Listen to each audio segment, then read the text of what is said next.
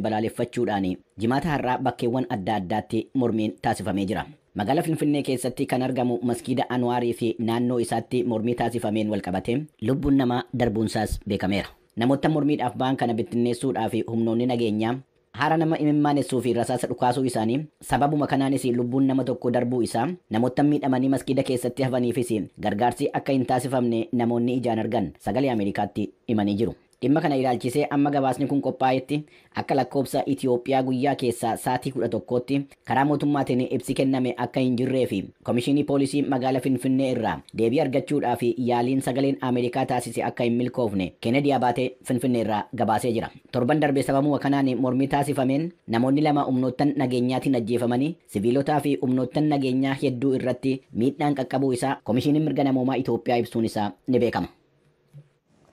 Naannoo bulchiinsa Amaaraa godina Goojjam Bahaa gandaa Dagoolaman keessatti an argamu Gadaamii Sillaasee Andinnat jedhamu keessatti lola uumameen siviilonni fi miseensonni raayyaa ittisa biyyaa dhibbaan lakkaawwaman miidhamuu isaanii jiraattonnii fi maddeewwan hospitaalaa sagalee Ameerikaatti himaniiru. Waajjirri nageenyaa fi tasgabbii aanaa Dabre Iliyaas dhimma kana irratti ibsa baaseen Gadaamichi bakka hidhattoonni itti maandheffatan ta'uu isaa ibsee raayyaan ittisa biyyaa bakka sana hidhattoota irraa qulqulleessuudhaaf tarkaanfii addaa fudhateen Gadaamicha irratti miidhaan qaqqabu ibsee jira. Tajaajila xabalaa argachuudhaaf jedhee Gadaamicha keessa yemmuu ture haalli wal waraansa jedhee waame uumamuu isaa kan ibse namni balaa kanaan miila isaa tokko dhabe mana yaalaa Dambacaa keessatti akka wallaanamaa jiru ibseera. Maqaan isaanii akka hin dhaamne kan gaafatanii haakimiin hospitaala Dabre Eliyaas keessa hojjetan lola torban kaleessaa kamisa taasifame keessatti kan madaa'ani miseensonni ittisa biyyaa 200 gadi hin taane hospitaala seenuu isaanii ibsanii isaan keessaa loltoonni 10 du'uu isaanii akka himan beekameera. Waldaa amantaa Ortodoksii Itiyoophiyaatti waajjirri qunnamtii hawaasaa dhimmicha irratti qorannoo taasisee akka ibsa kennu himuu isaa gabaasni Asteer Misgaanaaw Bahar Daar irraa Eden Garramuu immoo as Waashingtan DC irraa qindeessan kun ibseera. Komishinii mirga namoomaa Itiyoophiyaa ibsa har'a caamsaa 25 bara 2015 baaseen baqattoonni lammii Eertiraa ta'an Finfinnee keessatti dhiibbaan mirga namoomaa irra gahee hidhaaf saaxilamaniiru jedheera. Akka gabaasa komishinichi baasetti baqattoonni koolgaltummaa gaafachaa jiran kun sababa waraqaa eenyummaa harkaa dhabuu bakka dahannoo keessa bahuudhaa fi ayyama hojii odoon qabaatiin hojii irratti bobba'uu isaaniitiin to'annaa jala oolfaman. Yeroo hidhamanittis odoo mana murtiitti dhiyaatiin guyyoota 10 oliif waajjira poolisii keessa tursiifamuu isaaniiti ibsi kun an beeksise. Komishinii mirga namoomaa Itiyoophiyaa poolisii federaalaa dabalatee warra dhimmichi ilaallatu wajjin dubbachuu ibsee waraqaa eenyummaa haaromsuufis ta'ee haaraa kennuudhaaf magaalaa Finfinnee keessatti tajaajilli dhaabbatee turuun rakkicha akka uume hubachuu danda'u isaatii fi baqattoonni seeraan alaa hidhaman hoo jiraatan hordoffii godhuu an itti fufuu ta'uu beeksiseera. Oduu biraatiin Suudaan keessatti erga waliigalteen dhukaasaa dhaabbatee as addaan citee as jechuudha kaleessa galgalaa kaasee amma har'a ganamaatti magaalaa Kaartumii fi Omdurman keessatti lolli itti fufeera dabalata qabna. Jiraattota magaalaa Kaartumii fi Omdurman waabeffachuudhaan maddi oduu Reuters akka gabaasetti garee waraana Sudaan inni Jeneraal Alburhaaniidhaan hoogganamu haleellaa xiyyaaraa fi meeshaalee waraanaa gurguddaadhaan taasisu bal'isee itti fufee jira.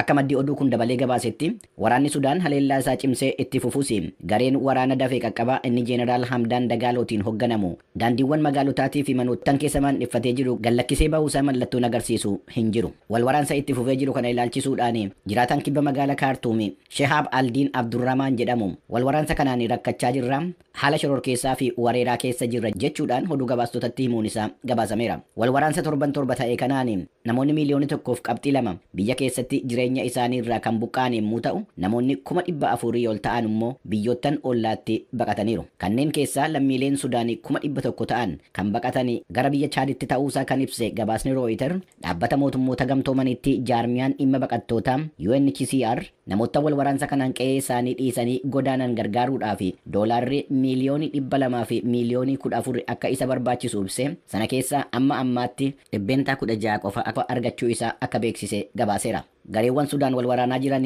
waliigaltee dhukaasa dhaabuu Saawud Arabiyaa Jiddaa keessatti taasisan cabsuu isaaniitii fi Yuunaayitid Isteets hooggantoota waraanaa garee lammanii irratti murtoo qoqqobbii diinagdeetii fi viizaa kaa'uun ishee gabaasamuunsaa ni yaadatama.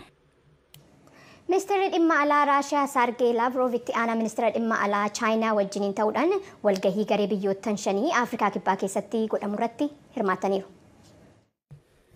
Gareen BRICS jedhamee beekamuu fi kan biyyoottan shan jechuunis Biraaziil, Raashaa, Indiyaa, Chaayinaa fi Afrikaa Kibbaa of keessaa qabu kun walgahii isaa ammaa kana kan taasisaa jiru ji'a gayyaa dhufu keessa 22 amma 24 bara 2023tti walgahii hooggantoota biyyoottan kanaatiin taasifamuu fi haala mijeessuudhaaf akka ta'e gabaasameera. Walgahii ammaa kana irratti haasaa kan taasisan ministeerri dhimma alaa Afrikaa Kibbaa Naaleedii Paandoor walgahii ji'a hagayyaa keessatti taasifamu irratti akka hirmaatan pirezidaantii Raashaa Vilaadimiir Puutinii fi affeerraa erguu isaanii ibsaniiru. Mana murtii yakka addunyaa yookiin ICC'n murtoon yakka waraanaa kan irratti darbe Vilaadimiir Puutin yoo biyya walii galtee mana murtii addunyaa mallatteessite Afrikaa Kibbaa daawwatan qabamanii hidhamuu akka qaban dhiibbaan taasifamu itti fufee jiraachuun isaas beekameera. Gareen biyyoottan dinagdeedhaan ciccimoo ta'anii shanan kun garee biyyoottan lixaa G7 jedhamee beekamuun kan walgitu yommuu ta'u, fuula duratti biyyoottan oomisha boba'aatiin beekaman Saawud Arabiyaa, Iraanii fi Yuunaayitid Arab Imireetsii ofitti dabaluudhaaf akka deemaa jiru ibsameera. Babal'achuun garee kanaa dhiibbaa siyaasaatii fi dinagdee Raashaa fi Chaayinaan qaban ni jabeessa jedhamee tilmaamamuun isaas gabaasameera. Seneetiin mootummaa Yuunaayitid Isteets walgahii kamisa kaleessaa galgala geechiseen mootummaan akka baasii isaa kaffaluu itti fufuu sagaleedhaan murteesseera. Odoo Seneetiin kana murteessuu baatee mootummaan guyyaa 4 dhufan booda maallaqa baasii isaaf kaffalu hin qabaatu ture. Dabalata qabna. Erga manni marii bakka bu'ootaa yookiin koongireesiin roobii galgala garagarummaa sagalee 314 fi 117tiin seera daangaa liqii deggeree murteessee booda kan dhimmicha irratti murtoo dhumaa kennuudhaaf walga'e Seneetiin mootummaa Yuunaayitid Isteets seericha kan dabarse garagarummaa sagalee 63 fi 36tiin. Seerri kun daangaa liqii isa bara darbee irratti waan haaraa ittuu hin dabalin amma amajjii 2 bara 2025 erga filannoon pirezidaantummaa dhufu raawwatame ji'a 2 boodaatti akka itti fufuudha kan murteesse. Sagalee mana maree bakka bu'ootaatiin kenname irratti miseensonni paartii Riippaabilikaanotaa 71 fi miseensonni paartii Dimokiraatotaa 46 seericha deeggaruu baatanuus sagalee deeggarsa waliigalaatiin daangaan mootummaan waggaa tokkoof walakkaa dhufuu fi liqeeffachuu danda'u doolaara tiriliyoonii 31 fi qabxii 4 akka ta'u murtaa'eera. Seerichi erga pirezidaanti Baayidaniin mallatteeffame booda hojiirra kan oolu ta'a.